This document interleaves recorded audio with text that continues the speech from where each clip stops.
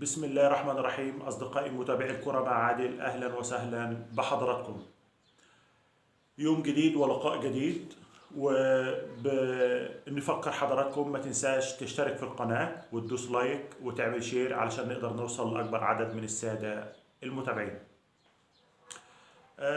النادي الأهلي عودة إلى مطار القاهرة بعد الفوز بمجموع المباراتين على فريق الرجاء البيضاوي المغربي، وصعوده للدور قبل النهائي بدوري أبطال إفريقيا لملاقاة فريق الترجي التونسي إن شاء الله يوم 13/5 بتونس و20/5 باستاد القاهرة.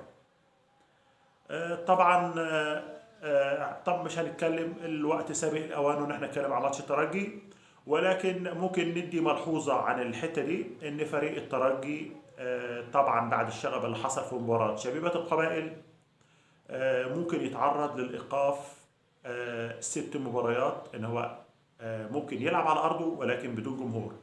وهناك لحد الآن الاتحاد الإفريقي الكاف ما أعلنش العقوبات، وممكن نقل مبارياته خارج تونس. ليه؟ لتكرار الشغب من جماهيره. بس هو الأكيد إن لو الترجي هو اللي صعد للدور قبل النهائي، طبعا لسه هينظروا الشكوى المقدمة من شبيبة القبائل إن هو عايز يعيد المباراة، أو نتيجة المباراة تحتسب ليه بعد الشغب اللي تعرضوا له، والمباراة وقفت أكتر من نص ساعة، والنيران اللي أشعلتها الجماهير والشماريخ اللي اترمت في الملعب. فممكن الشبيبة القبائل يصعد مكان الترجي. احنا هنتكلم ان الترجي هو اللي هيقابل النادي الاهلي ان شاء الله. المباراه الاهلي الذهاب في تونس، المباراه بدون جماهير. نتكلم بقى عن استعدادات النادي الاهلي. النادي الاهلي بيستعد لكاس السوبر المصري بدوله الامارات العربيه المتحده، اللي بينظم المباراه مجلس ابو ظبي الرياضي. طبعا كلنا سمعنا قبل كده وفي اللايفات اللي فاتت ان احنا محمود البنا هيكون حكم المباراه، طاقم الفار هيكون من الامارات. فان شاء الله بالتوفيق لكل الناس لاخراج المباراه دي في احسن صوره. وهناك شكوك حول ان الزمالك ممكن يكون طرف مباراه السوبر. هتقول لي بتقول الكلام ده؟ هقول لحضرتك ان الزمالك بيهدد بالانسحاب لو ما تطبقش العقوبات. مش عايز محمد الشناوي يلعب المباراة، مش عاوز كهربا يلعب المباراة، مش عاوز محمد عبد المنعم يلعب المباراة. يا كده يا اما هطلع هنسحب من البطولة. اتحاد الكرة قال له حضرتك هتنسحب من البطولة، البديل بتاعك نادي بيراميدز. يعني انت توجدت في البطولة ما توجدش البطولة، كده كده تحدد مواعيدها يوم 5/5 ان شاء الله الجمعة القادم، والتذاكر المباراة نفدت على الأخير. بالنسبة لاستعدادات النادي الأهلي، جاهزية عمرو السولية تم شفائه من الإصابة بنسبة 100%، وطبعا بينضم لتدريبات النادي الأهلي في القاهرة إن شاء الله يكون متواجد. بالنسبة لمحمد الشناوي إن شاء الله هيكون متواجد، لأن نادي الزمالك بيطالب إن هو ما يلعبش. طيب محمد الشناوي العقوبة بتاعته كانت في إيه؟ إن محمد الشناوي هيتوقف 3 مباريات بسبب الطرد اللي هو اتعرض له. محمد الشناوي في الدوري. طب مين اللي بيدير الدوري؟ رابطة الأندية المحترفة. طب كأس السوبر، يلعب كأس السوبر ازاي طالما اتطرد؟ كأس السوبر وكأس مصر تابع لاتحاد الكرة. العقوبة في كأس مصر في كأس السوبر تابع لاتحاد الكرة. فمحمد الشناوي هيلعب المباراة. طب كهربا مش الراجل ده موقوف 12 مباراة. النادي الأهلي قدم تظلم للجنة الاستئناف أو لجنة التظلمات لرفع الإيقاف عن كهربا، وطالما في تقديم تظلم تتوقف العقوبة، فهو إمكانيات إن هو يلعب كأس السوبر. كابتن خالد الغندور بالأمس بيطالب على قناة نادي الزمالك في برنامجه اليومي إن لجنة التظلمات هتجتمع النهارده الاثنين. بيطالبهم بان هو يطلع نتائج. اللجنه بتاعتهم هتجتمع، فعايز نتائج التحقيقات. انت عملت لي ايه؟ الساعة 3 انت هتخلص الساعة 3، الساعة 3 تقول لي هل لجنة التظلمات هتبت في القرار وتنزل العقوبة بدون الرجوع لأطراف النزاع؟ أطراف النزاع ده محمود كهربا المفروض بيحضر قدامها، ترجع تعيد تسأله تاني الكلام اللي احنا سامعينه في الفيديوهات دي كلامك ولا مش كلامك؟ بتوديه خبير أصوات، هل ده صوته ولا صوت متركب؟ بتجيب مرتضى منصور اللي عليه برضه عقوبة، تسمع الكلام ده حصل صدر منك ولا لا، عشان تقدر ان هي يا تطبق العقوبة يا تخففها. فالايام الجاية ان شاء الله هتبين لنا ايه رد لجنة الاستئناف. طبعا اتكلمنا احنا على لجنة الاستئناف اللي هي التظلمات وكلام خالد الغندور. بعد كده النادي الأهلي يرفع دعوى قضائية أمام محكمة القضاء الإداري ضد وزير الشباب والرياضة. ليه؟ لجنة الانضباط باتحاد الكرة، النادي الأهلي بيقول إن هي لجنة غير قانونية، وبيطالب وزير الشباب والرياضة مرة واثنين وثلاثة إن هو يعلن عدم قانونية لجنة الانضباط المستقيلة. في لجنة استقالت قبل كده وعينوا لجنة تانية دون وجه حق، فالنادي الأهلي بيطالب إن اللجنة ديت، إن الوزير يقول إن اللجنة دي غير قانونية. الوزير طبعا عامل بنبانها ما بيتكلمش.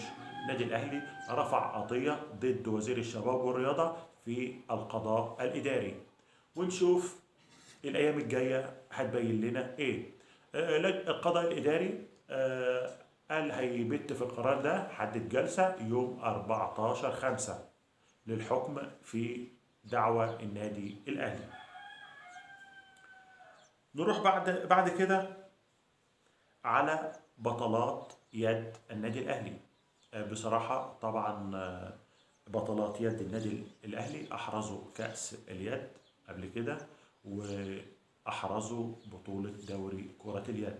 بصراحة نجمات من ذهب، حققوا الثنائية دوري وكأس. ببارك لأبطال كرة اليد.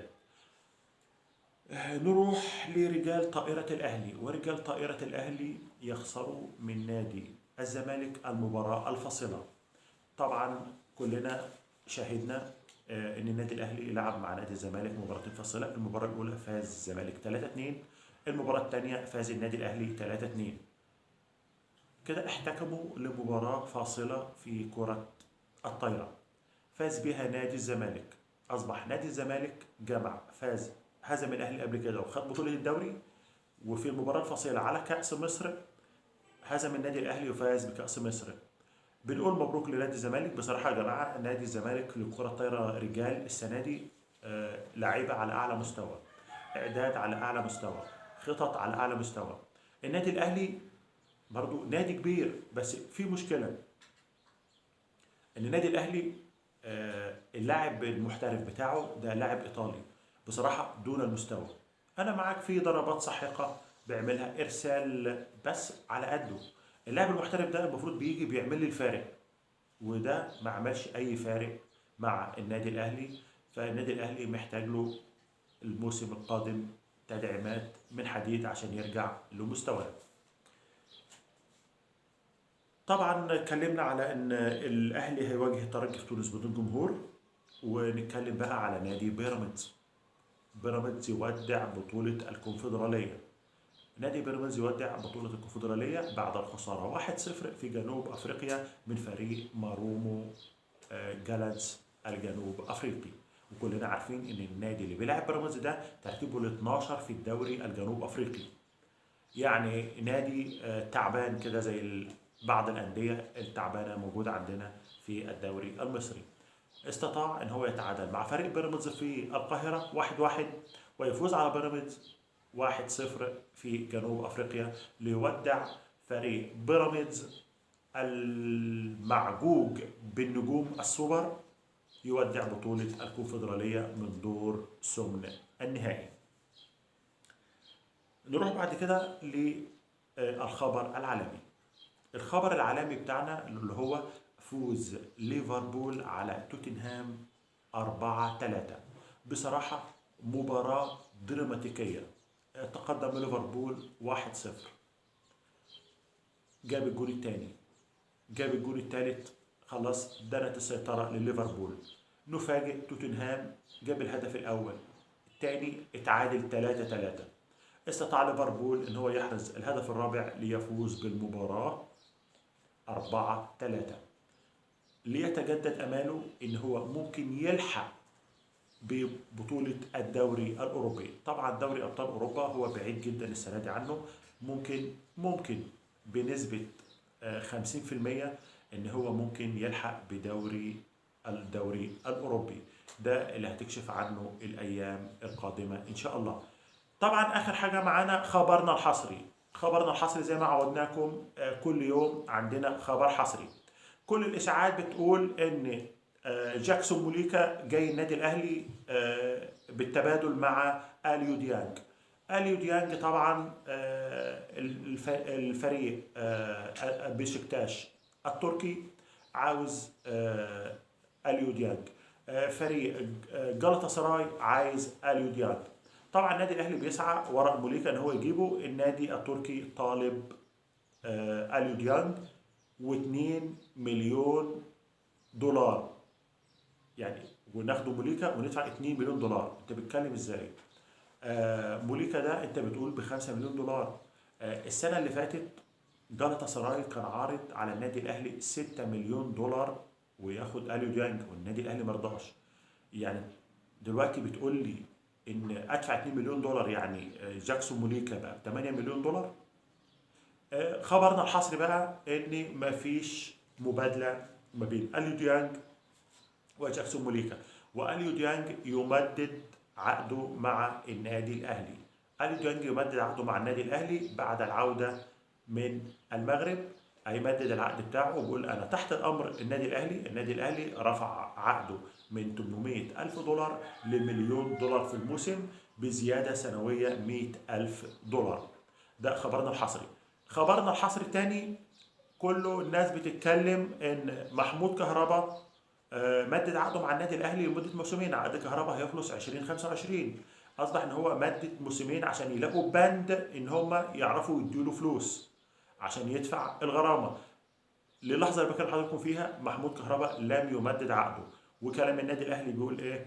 امير توفيق اللي هو مدير التعاقدات بيقول لك نجدد الاول مع حسين الشحات، نجدد مع رامي ربيعه، نجدد مع اللعيبه اللي عقودها هتخلص السنه دي، وبعد كده نمدد مع محمود كهربا. فلا اليو ديانج هيمشي ولا محمود كهربا مدد عقده. وفي نهايه لقائنا ما تنساش تشترك في القناه، لايك وشير علشان نقدر نوصل لاكبر عدد من الساده المشاهدين. والسلام عليكم ورحمه الله وبركاته.